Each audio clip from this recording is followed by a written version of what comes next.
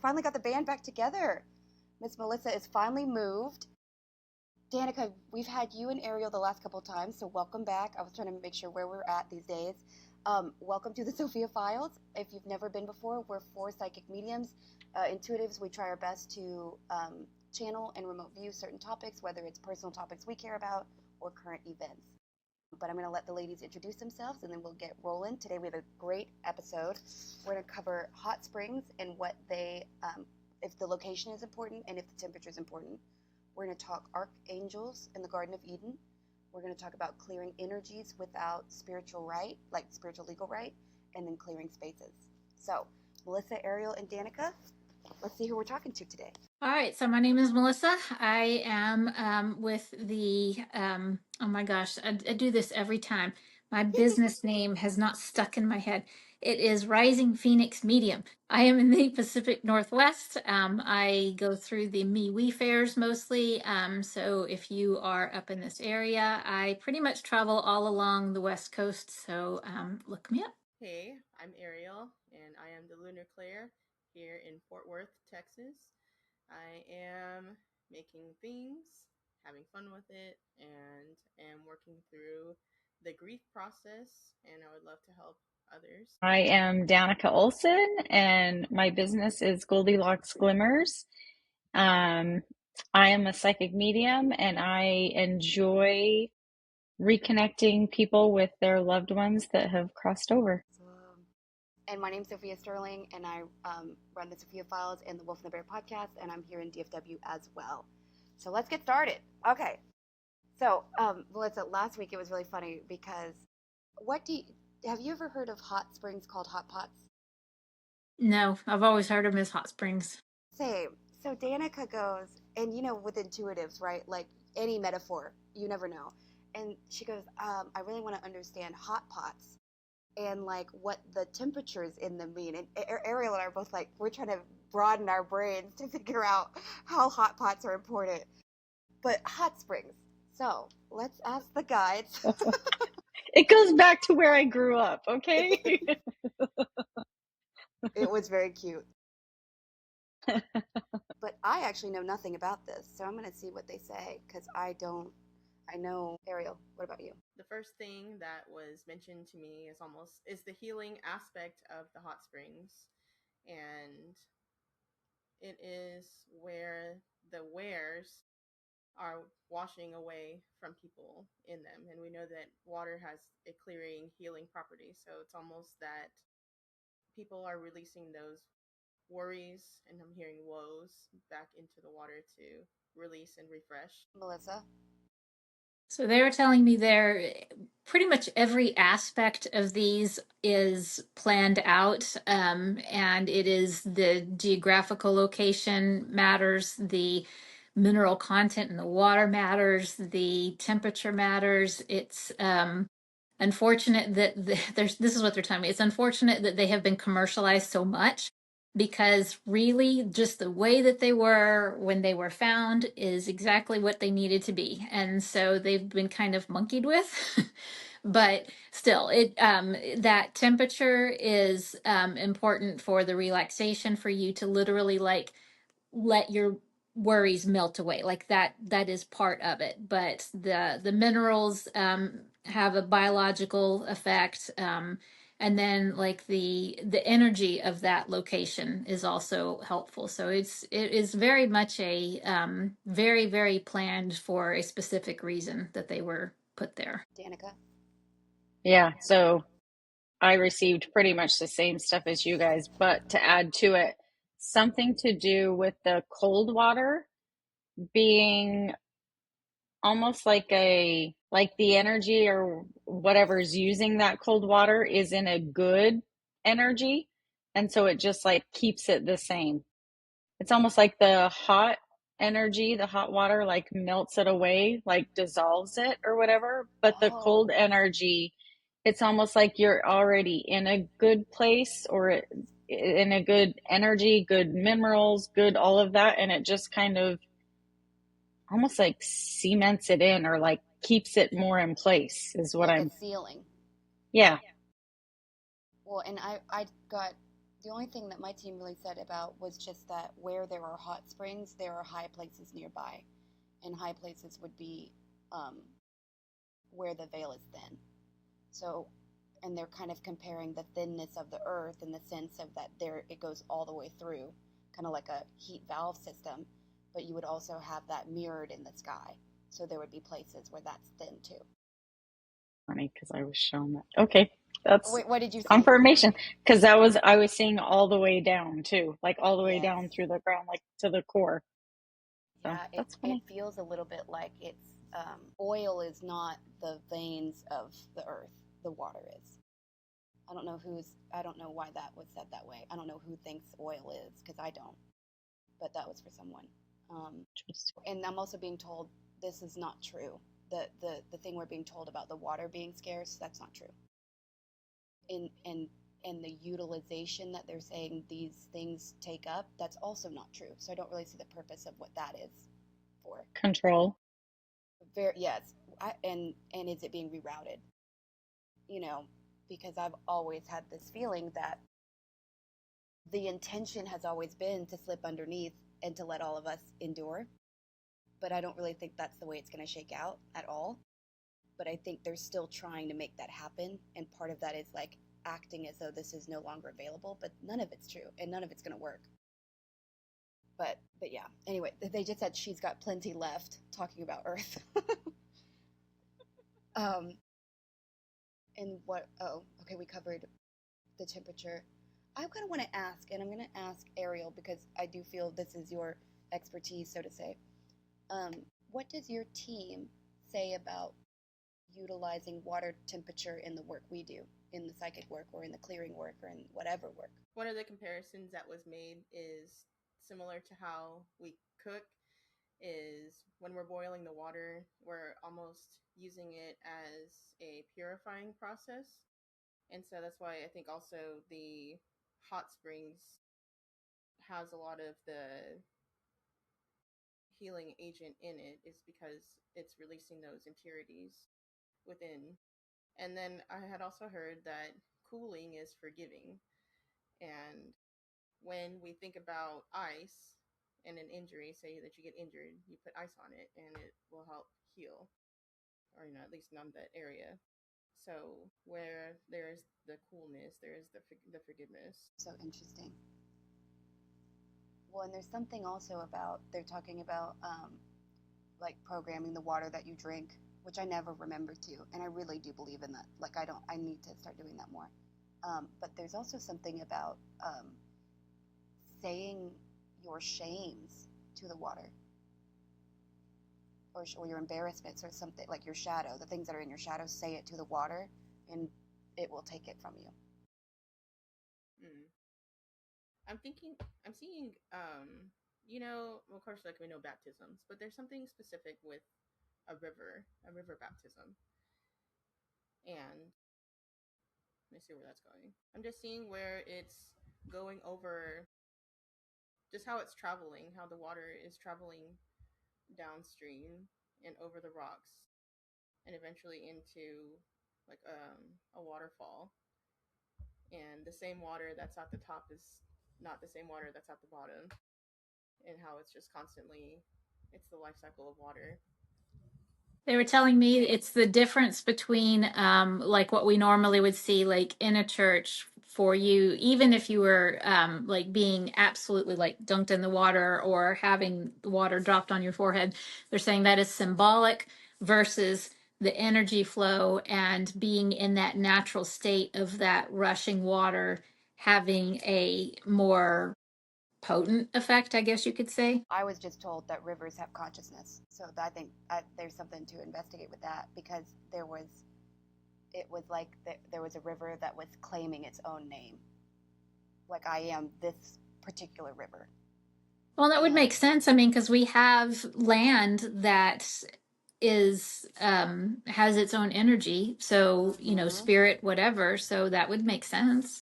And think about how long that groove has been in the earth. Like eventually that would take its own knowingness, because it would know if it had been diverted, or it would know if it was being polluted, just like lakes or oceans, I guess. but there's purification in even. Okay, well, like here's an example of a disrespected river that I think is probably crying out for help, the Thames. So if we try to connect to that river, what do you feel? For lack of being not delicate blood, a lot of blood spilled.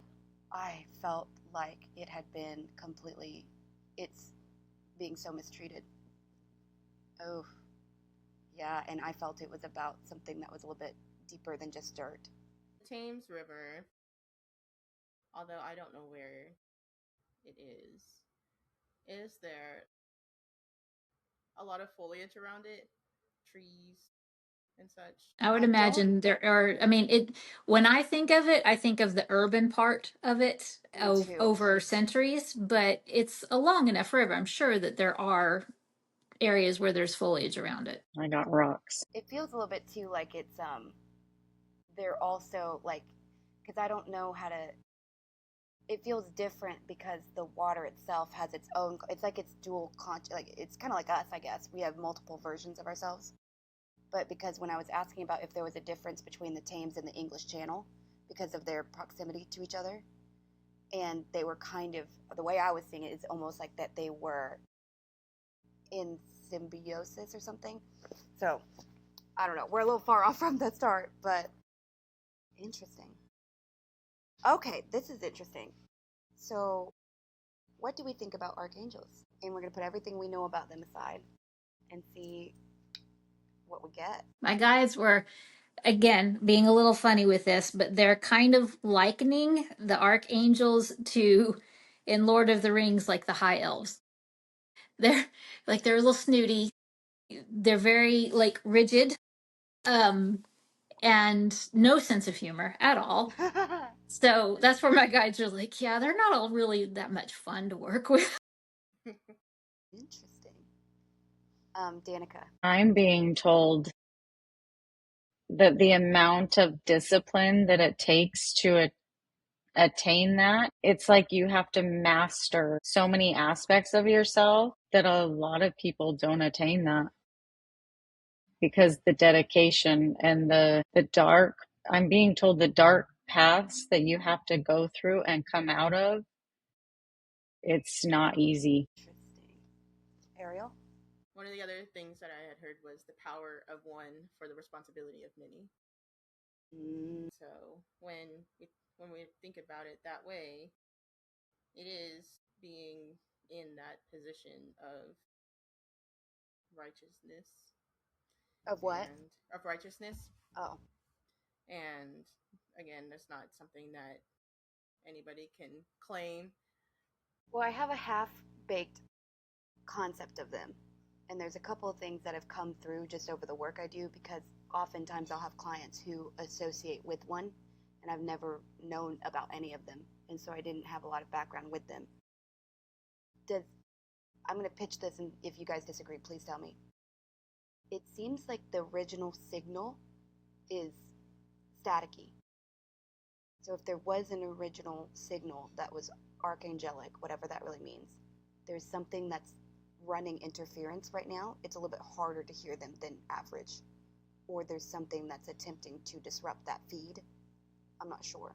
I feel like it depends on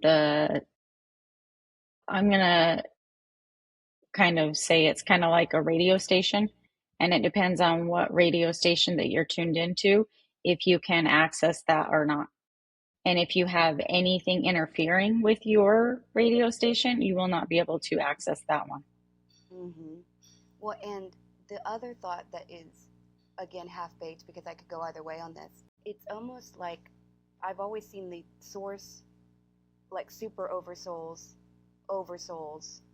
souls, like, and then even souls can split into two, twin flames, so those can even break apart. But it's almost like a pyramid scheme.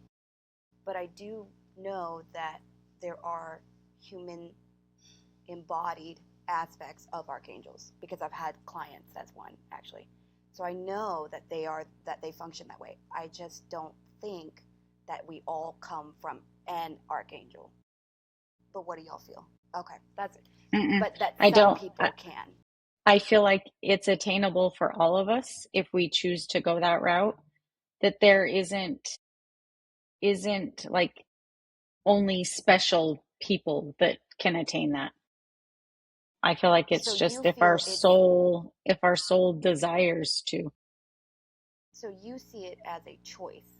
You don't see it as a split down into basically higher consciousness split into individuation as it gets more No, dense. because we're all connected. We're all one. We all have the choice. How do I explain this? We all have the choice to achieve what we want to achieve. I don't think there is a block on why somebody couldn't achieve that. You're saying a soul could exist through time long enough to become an archangel? And the only reason I'm pressing through this is I don't know. I've always perceived, I don't know what I perceive. We're always learning. This is interesting. I'm being shown like a soul being split off into one, but it's still able to be other places. Well, is that what we're dealing with Ariel? I've always believed that bilocation is a function of our higher self, of angelic energies. Basically, when you have learned enough and have become disciplined enough, I believe that you are able to be in multiple places at the same time. So I don't think that that in and of itself is the most unique aspect. I have always felt like that the archangels were their own phylum, that attaining an angelic state is attainable, but the archangels are um, separate from the angelic realm, if that makes much sense. Well, I feel I know what you're saying because I think I've always seen it as a separate realm. So like we would have to leave our earth realm to engage in a experience of archangel-ness, if you want to call it whatever you want to call it. But I agree that every soul can do whatever they want. But I don't think that Danica could go and incarnate into an archangel and then come back and be a different human. I think that we'd have to be in our own structures. And then I do think that there's something about Stonehenge being a connection point between these two realms, just to throw in a little bit of a weird thing Like a there. portal. Yes. Yeah, I would agree with that. And it has something to do with Merlin as well, which Danica knows intimately. Yes. It's so funny too that he comes up in this conversation because yesterday I thought, I wonder if we're going to channel Merlin tomorrow. But, you know, life is funny. Somehow we still got to him. Okay, so let's figure that out because I do need to know why we need to channel Merlin. Because now somehow we still wound up on that, and that was not my intention, I swear. So we got to figure out because I feel there's something coming through. I don't know what I'm getting. So what I'm getting is it's coming up in this part of our conversation because this is the prerogative of the magician archetype. I guess we can just put it like that. That these are the highest attainment of being able to transmute. So, in other words, changing that energy, accessing it, transmuting it. That is the principal talent of that magician. And so, like we recognize Merlin, it's the most, possibly the first. I'm not sure about that, but definitely the most well known. And but yes, that skill set somehow ties into the ability to go from that human soul towards an angelic soul. So interesting. I got something. I don't know. He was taught. I can't understand, but there was something about underground, and I felt like I was underground, and I felt like he was trying to take me to a specific point underground, and I don't. It's like I could only fall in and then fall out of the connection, but it was almost like I feel like if I could find out where he was going, it would have been like a show and tell thing, but I couldn't. Danica, I'm not getting anything specific. I'm struggling. What about you, Ariel? feel like what I was watching was the stones being made, and the with the water, and there were herbs and almost an incantation that was being put into the stones themselves. Do you Because feel that the Merlin way that I was created the thinking stones? was, huh? Do you think that Merlin set that circle? Yeah, Me too. Oh my with fucking help. god. And that's kind of that transmutation that I'm talking about, is like that they, the But people who have that ability are the ones who set these portals in place. Like they had that ability to create that connection. but I get this weird feeling that our Stonehenge is intended to block from our side, because I do not think, because what I'm feeling from Merlin is that this was supposed to stop something. This was intended as a protection to us, but I don't know why. And he's showing me something underground. Danica? That's funny because the word grim kept coming up and I kept wondering, what does that mean? What does that mean? So I just had to look it up. And it's an adjective that describes something fierce, relentless, or repellent in character. Yo. Okay. Okay, so for there to be a portal, it means that things have to be perfect as on each side. So that's why people will do dances, because if you can mirror two dances, that opens the portal. Like there's certain things that you can just make sure happen at the same fucking time on each side. But what I feel he did was he disrupted something about them. So they were already there, and there was something that he did that made our side not synonymous with the other side, or something like that. So in Why? other words, he shut down a door that wasn't good for us to go through. Or that things were coming to us that weren't supposed to.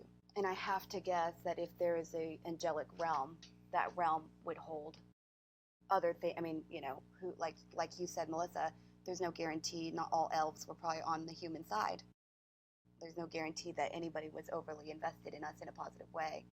But let's ask Merlin, why did he close that? Why would angels benefit with our construct of time? Because there was something about that it benefits that realm for us to be constrained in time. There's something about time. All I'm getting is that not all angels are really invested in humanity's thriving. What about you, Danica? I wasn't getting anything about time. It was more about energies not being used as a form of love. It was more about destruction. And Ariel? To give humanity a fighting chance, because if everything has its time, and right now we're in the time of, humanity, and it is worth mentioning that what goes up must come down. So it's like we are on this ascent right now, but I don't want to think of down as a means of like destruction or anything. Um, it didn't have a negative connotation to it. Help me understand that. What do you mean in the context of the the portal being shut? It is almost that it's like we're almost being given an extra 5 minutes, but with our construct of time, it's however long it is right now. But we're just being given a little bit of extra time. Wait, so do the angels bring the reset? They may. That's how I feel. Oh, so we're trying to put So also. here's what I'm getting is that, so in the evolution of humanity, and I believe there's been multiple iterations, right? So there have been times where the archangel types are like, okay, we're done. We're hitting the reset button. And so in terms of being human on earth, even with the abilities that, for instance, like Merlin has, the idea of that self-preservation is still there. It's like humanity needs the time to expand and to grow. We don't want the reset. And so there was that attempt for a cessation. Mm-hmm. I don't think that that in and of itself kept the reset from happening. Well, because now they don't need, like, I don't think angelics have ever needed a physical portal. They can portal through us. And I think that's what they've been doing since that Yeah. portal's been down. Yeah. And So it I don't isn't really know. I don't know if that was going on before right. there was an attempt to be like, okay, we don't want that intervention. So fascinating. Because I could totally see it. I mean, like, there was this weird movie. I didn't watch it, but I read the notes of it. It called Begonia, and I guess it's sort of this like judgment over humanity. And if we were extraterrestrial beings and we were observing how humanity's been doing, it's not ideal. Like I could see somebody being like, "Well, we should scrap this," but then I could see all of us, the most magical of us, being like, "No, stop scrapping us. We're still trying. We're trying to love each other. Give us a second." Interesting. But Okay. and it's kind of a side note to this, but I've always had this feeling that there is more of the good versus bad vibe, especially right now going on, where we've got we have star seeds that have come to kind of help humanity along, right? And we've had the opposite of that in the Mm-hmm. mix. And so right now we are at this very contentious point in our iteration of humanity where we are at an inflection point in terms of like where are we going to go from here? Which side is going to dominate? So yeah, I don't think that the stopping that process from happening is really been successful. So we still have outside influences on both sides that are trying to save this playground, so to speak. Makes total sense. How interesting. Um, all right.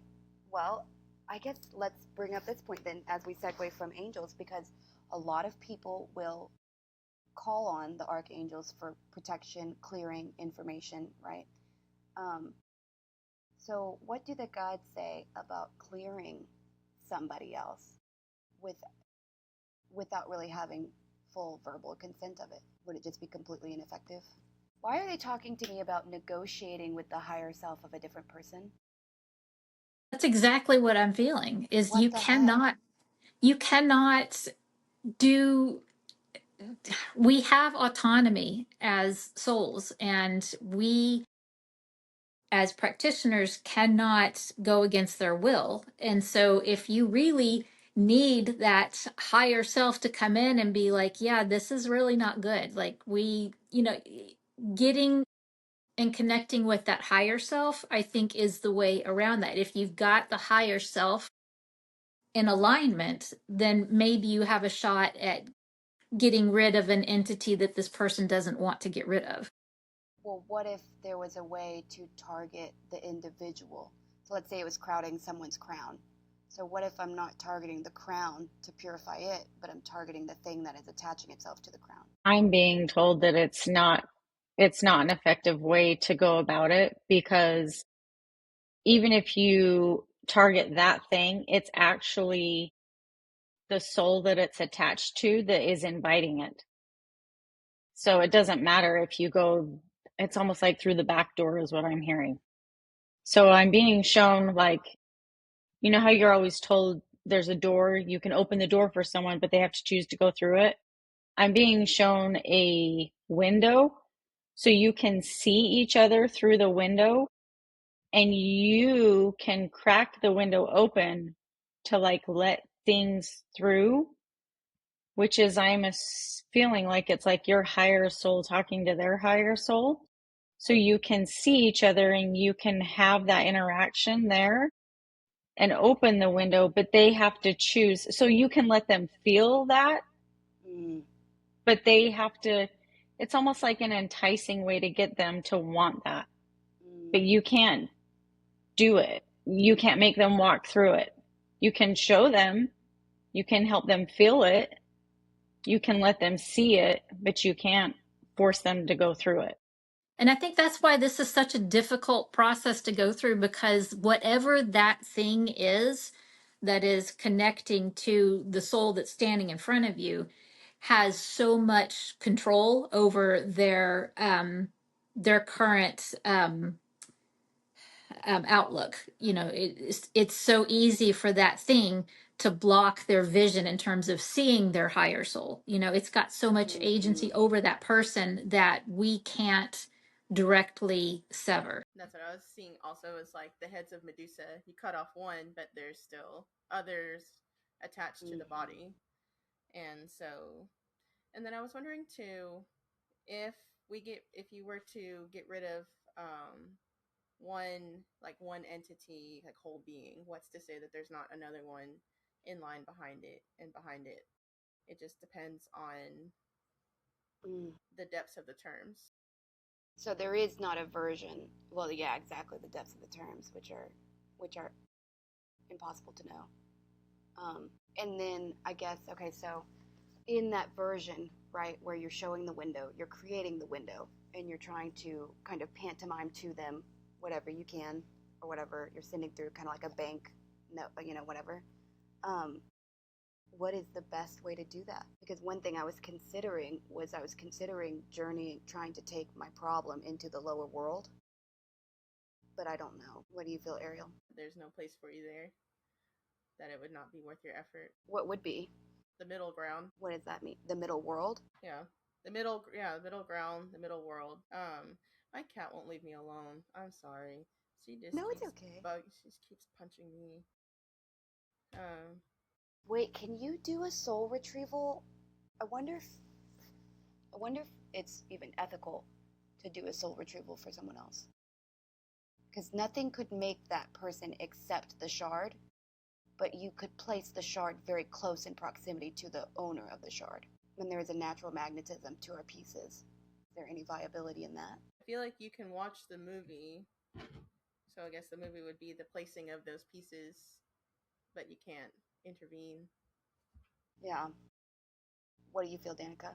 I just heard that it's got to be raw, that it can't be an enticement, it can't be a game, that it's got to be raw, and to keep your vibration high, not go lower, is what I heard. But it's got to be a raw invitation. And like the open communication has to be so authentic and raw to be able to connect on a level that's even going to reach them.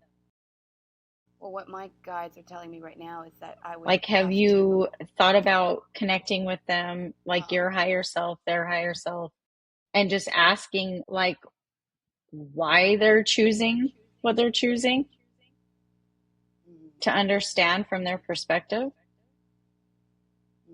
versus just wanting what you want for them. Well, right. And that's what they're telling me is that I can't go as I am.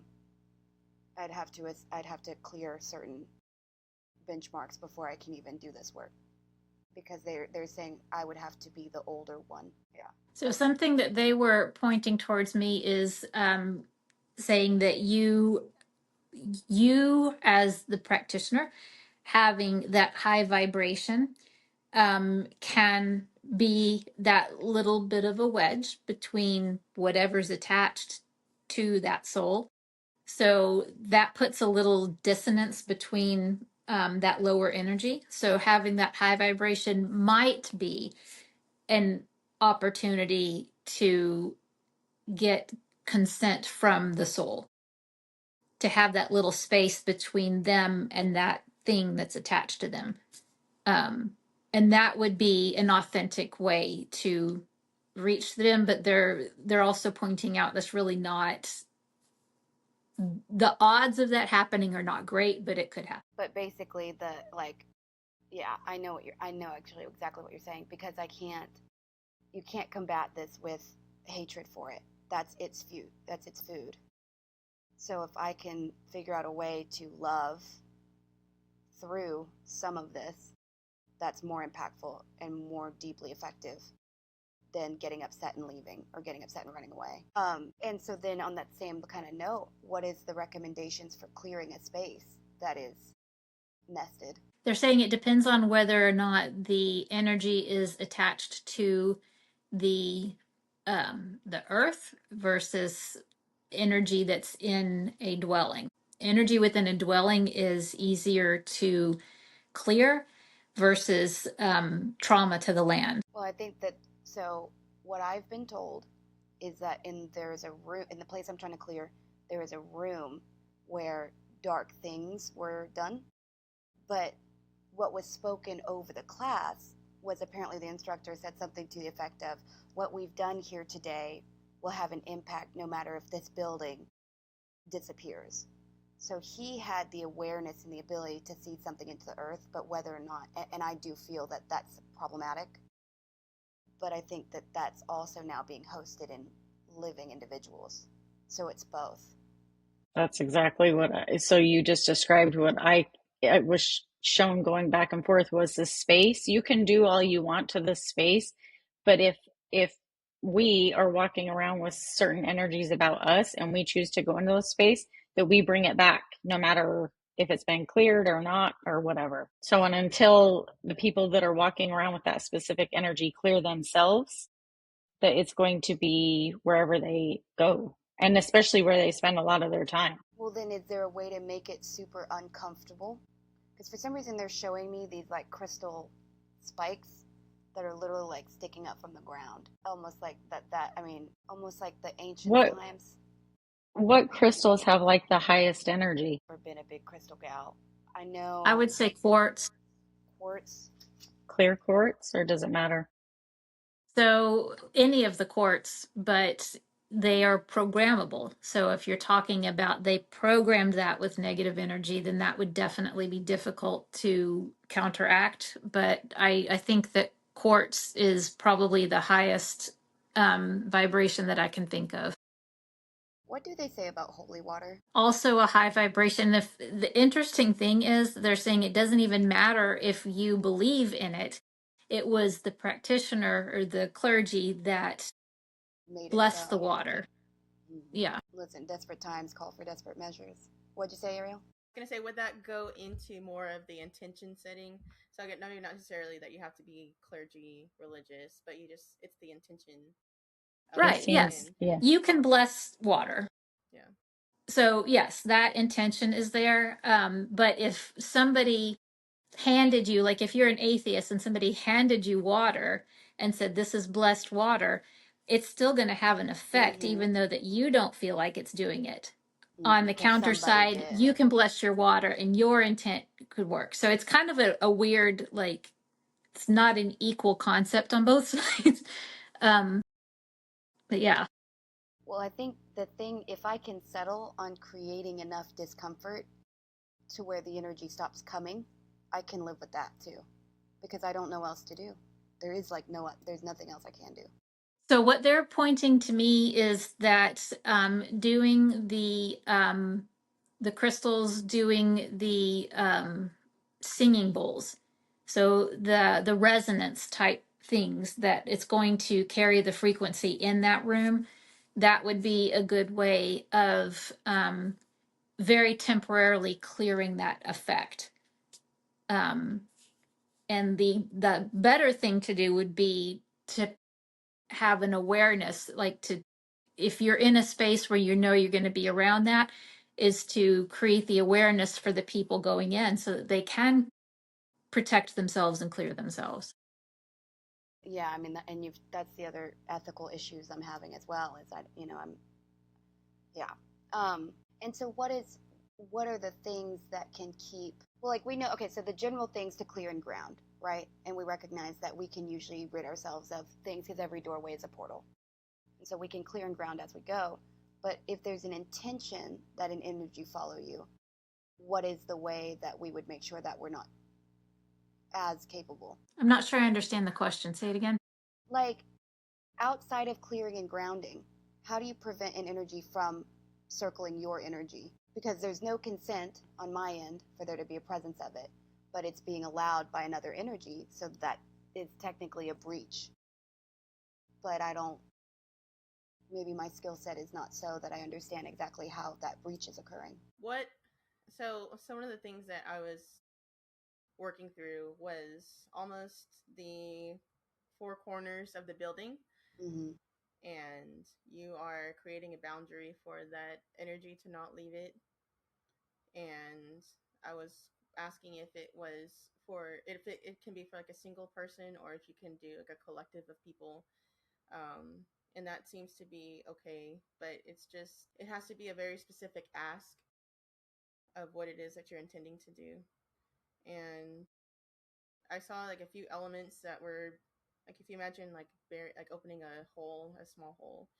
I guess you could do a crystal or a rock, but it has a sigil on it. And so you're burying the rock with the sigil face down, and the written intention as well, with the smoke to clear it. And yeah, so if we're talking about holy water, like your water to go on top of it as well. That way it's creating a seal. And so if you were to do that on, because the way I was seeing it also was on the, not corners of the building, but like just within the perimeter. And so I guess either one might be effective, but it would just be, this energy is not allowed to leave this space and attach itself to me. And so it's retaining it within that vicinity, because we know that it is being invited into there, but there's nothing saying that you can't ask it, you can't will it to leave. Yes, and I second this, because what they're showing me is, if you've got a room within that building, if you want to protect that room, you can still do the things, the reverberation things, the singing bowls, whatever. But you can also do like what I've talked about in my space, my house, where I've got the crystal grid. You can do that. So in my house, I just put it at the top. So I've got two levels. So I'm about to, in my new space, do it on both levels.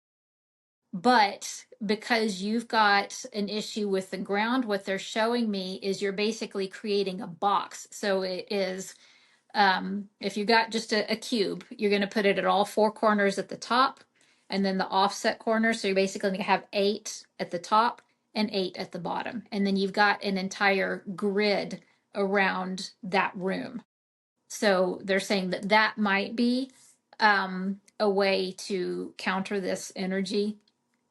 Um, and that's actually pretty powerful, but it's going to take a lot, because you're going to have 8 at the top, 8 at the bottom, and then on each of the yeah, so it would be, that's a lot, but they can be tiny crystals, they don't have to be big ones. Anyway, point Well, is a also, I crystal don't have grid. access to the room where it was done.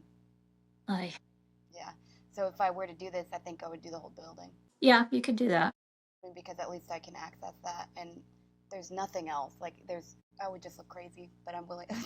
Imagine me Yeah, digging but in the you could, fucking corners. yeah, you could put it on the inside of the entire building. Yeah. What do you feel, Danica?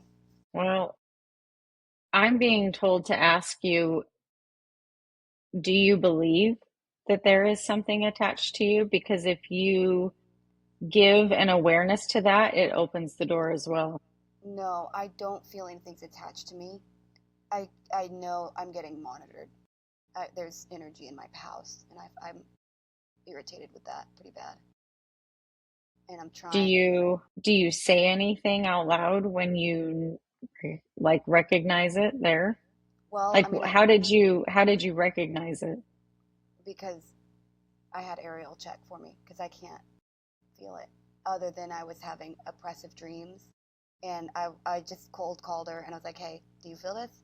And she said, "Do you sleep upstairs on the right side of your bed?" I said, "I sure do." And she doesn't know what my place looks like. And so then, of Hmm. course, I just smudged everything. I meditate, like I cleared it, but I'm kind Have of you said anything out loud to get it, like that this is my home, this is my domain. Like I declared ownership again, and then I did the rigmarole of what it requires. and But asked it to leave? well, I didn't ask. I mean, you know, Like that is something that I am being told to tell you, because you can say, and it's the simplest well, I thing. commanded it to leave. Yes. Yeah, because again, because like what you said the other day, the vocal. I mean, I did that right after I got off the call with you and They're vocalized. saying to say, I only allow spirits of the light. If you are not of the light, you need to leave now. Okay. But you have to say it from deeper. Like you can't. Like, It's like yeah, not from here. It's like it has to come from your bones. yes. And like It's funny. true You just intentions saying of it that leaving. spirits. I only allow. It's weird that you just said say it from your bones because that just came up for me earlier. Yeah. I mean, there's definitely There's, some defenses I'm gonna beef up. I've been very lackadaisical here at my house. Ask your cats. Huh? Said ask your cats. I know. Oh, I told them. And it's almost I feel like Sebastian would be excited by it. He's like, Well, what's yes. funny is he always sleeps on my crown every night, either in my arm or right on my head. So I don't worry too much. Like, I truly am not be in my fucking house. What are you going to do? But also, it's a little bit offensive to me because I'm like, dang, I need to be about what I say I'm about and kind of tighten up a little bit. But in the clearing of spaces, if it were, like, let's just say it were a home, because I've heard of this too. Is there clearing of spaces that can help the place sell and clearing of spaces that help healing? Like, how do we kind of overlay an intentional grid? Would it just be programming the quartz? Yeah, you could do that. Love that. That's so You interesting. can set your intention. Depending on, like, for what you're talking about, like there's an outside source at play. If you're working with a blank slate, and you want your house to sell quickly, you can put that intent out there. You can make the space inviting for people that come in and look at it, that sort of thing. You can do that. Protecting your space, I think, especially when you work in the field that we work in and we are a little more prone to attracting these things, I think that's where I want to get a little more security. And I like the crystal grids for the earth and for the spaces, but the other things that I've said too, it's the high vibration for you, for whatever tool you use to create a high vibration. Meditating in that space over time is going to help raise the vibration. Well, what's so random is after I smudged everything, I did all the things, and we haven't had a viewing in 2 months. And I cleared everything yesterday, and then we got a viewing tonight at 7:30. I'm just like, why didn't I listen? Because I went back, it was like 4 episodes ago when y'all were like, you should fucking smudge and do all this stuff. And did I do it? Of course not. And I'm just like, why are you this way? It's so frustrating. But it's human. So, and then I called my friend Tony, who y'all have met, I think, and she's the big rock girl. And I was like, girl, just tell me what rocks I need. I don't know anything about them. Help me out. And this girl rocks were falling out of her sleeves. And I was like, okay, I think, okay, I'm so grateful. Like, because she's going to get me right with that. And she's going to give me some rose quartz that are really small. And she was like, they came in a random thing. And it's the circle that you told me about, Danica. That's what I'm going to use those for. that's perfect. Is Because that that's what not I so saw. weird? That's perfect. Yeah, So we're gonna that's pull out cool. all the stops, but I kind of feel like a dog who's gotten up and is like shaking off the hair, or like it's like, okay, let's fucking do this. It's time to actually do this.